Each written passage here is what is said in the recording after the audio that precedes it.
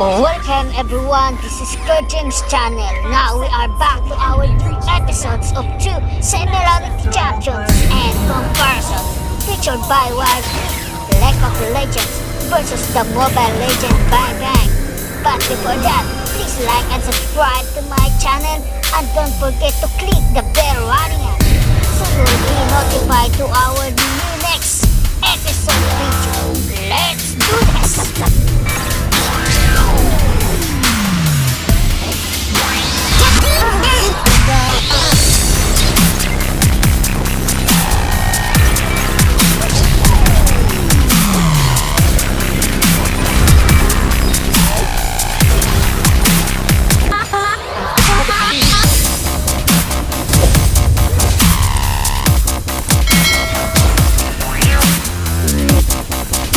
We're going to be returning to Bandle City for this one to cover the rework of Heimerdinger, the revered inventor. Bandle City, the Yordle capital, is a great place to live, and that's not just from the standard of Yordles. The small, beautiful city can provide its citizens safety, resources, food, and education. The city also has a unique charm connected not only with its look, but also its people. Yordles need social interactions to survive. This is what makes them seem like a happy, solidary nation. Not everything is perfect in Bandle City though. Whilst Yordles do have a university, their science is still developing. No Yordle is at the forefront of its development more so than Heimerdinger.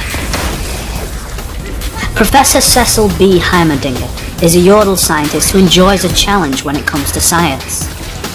His most recent invention, the Tridyminiomobulator, has presented the most recent challenge and has kept a log of its development.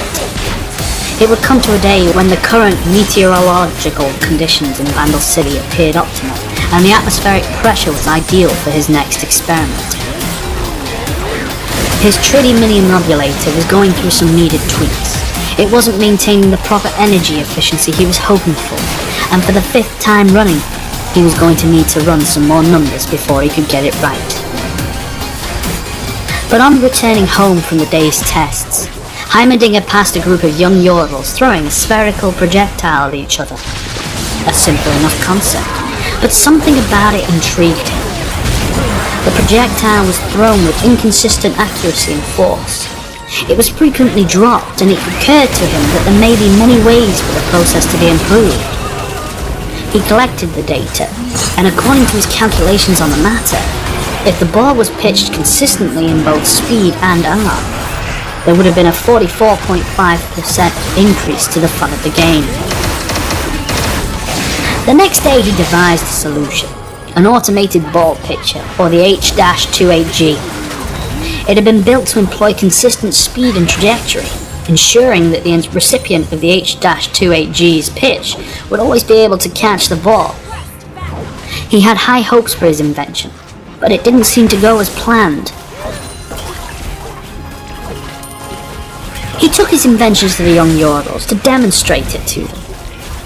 Sure, they were excited enough, but when the machine was turned on and firing, it was far too powerful even at the lowest setting.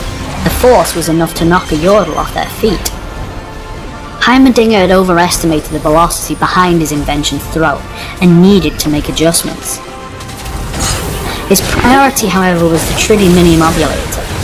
It was still having complications and he needed somewhere to test it.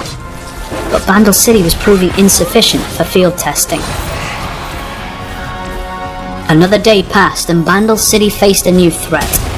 A giant had entered the town and was rampaging through, injuring Yordles. All Heimerdinger could think of was that it was a highly annoying anomaly. H-28G was still out there, and it would have been more of an annoyance to the revered inventor if it needed to be rebuilt.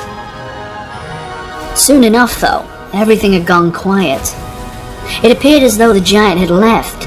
The reason remained unknown, but it was unimportant to Heimerdinger. He'd almost perfected his Tridyminiomobulator and wasn't going to let anything stop him. Another eventful day appeared for the inventor, who'd barely risen from his sleep the next day when there was another knock at the door. Greeted by what appeared to be the entire city, initially he thought it was due to some grievance with his work. It was, however, quite the opposite. They were celebrating him. One of the young Yordles had taken advantage of the H-28G's prototype that Heimerdinger had left behind, repurposing the invention into a makeshift turret of sorts. The velocity of the firing barrel had proved to be enough to deter and scare the giant from Vandal City.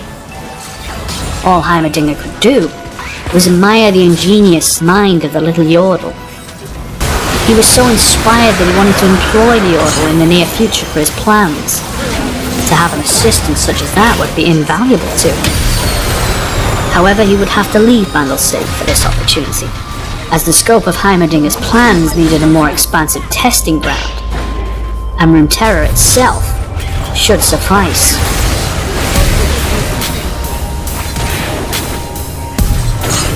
Assuming you rely on your H-28G evolution turrets, you'll have an interesting map control metagame. Successful execution is extremely rewarding and can result in some really amazing moves. I use standard offensive-minded masteries and runes. Magic penetration, mana regeneration per level, flat cooldown reduction, and the always popular flat health contestances. My masteries are 9-0-21, rushing the magic penetration mastery and offense, and taking standard utility masteries, regeneration, cooldown reduction, and improved ghost and flash. Because your opponents will always try to kill you first, and as one of the frailest champions in the game, Heimerdinger needs the escape mechanisms. This is why you take Ghost and Flash, and also why you want to buy Zhonya's Ring as soon as possible. I start out with Amplifying Tome and a Health Potion. The ability power will help your turrets get killing blows on minions, and it turns into cages like you pick. Always place your turrets behind the friendly melee minions. This placement will help keep them safe against champions like Ezreal. You want to be sure to help your turrets get the last hit on minions. Engage how quickly the minions are dying, and last hit them with your 60 base damage. The Golem is another important objective for Heimerdinger. Set down a turret, and use Hextech micro rockets and a grenade to clear away the monsters. You can even choose to push with your team just by being level 9 and having Golem, often winning the game outright. Also, Heimerdinger can solo the dragon. Once you hit level 9, set up a couple turrets right outside the cave. Then, pull them into range using rockets and your various spells to down him quickly while taking very little damage. As Heimerdinger, you have to play very cautiously. Over half your damage output is in your turrets, and since it takes over 18 seconds, even at max cooldown reduction, to place all 3 of them, you have to plan ahead. Because of this limitation, Heimerdinger is best played as a pushing champion, working with the rest of your team. Your best option is to create a base of operations, which is why some people call Heimerdinger the club owner.